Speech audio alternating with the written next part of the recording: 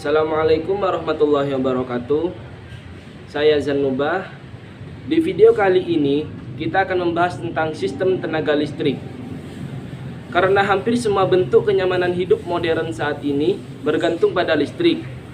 Mulai dari sekedar untuk menerangi rumah, mendinginkan ruangan, atau menonton televisi, dan kegiatan rumah tangga lainnya.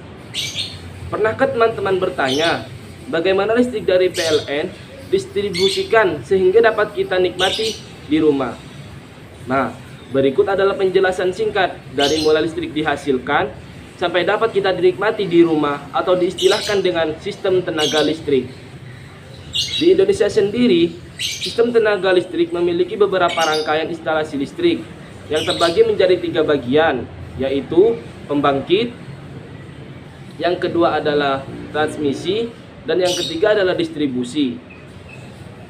Ada beberapa jenis pembangkit listrik di Indonesia, antara lainnya itu PLTA atau magnet listrik tenaga air, PLTU atau pembangkit listrik tenaga uap.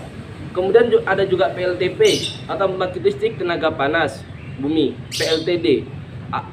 PLTD adalah pembangkit listrik tenaga diesel, dan yang terkini adalah PLTS atau pembangkit listrik tenaga surya.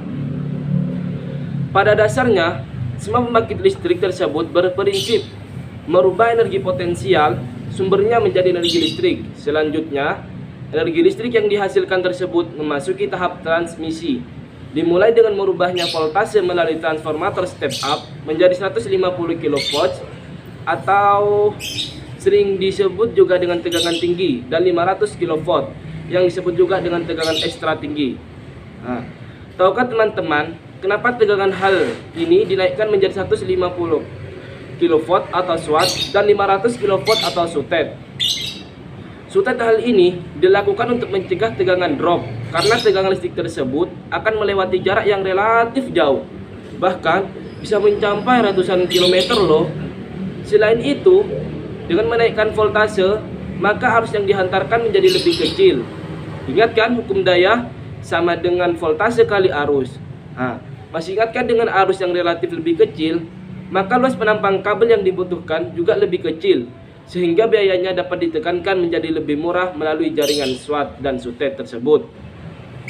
Tenaga listrik ditransmisikan menuju gardu induk, di mana gardu induk tersebut tenaga listrik akan diturunkan dan stabilkan oleh transformator step down di voltase 20 volt yang disebut juga dengan tegangan menengah.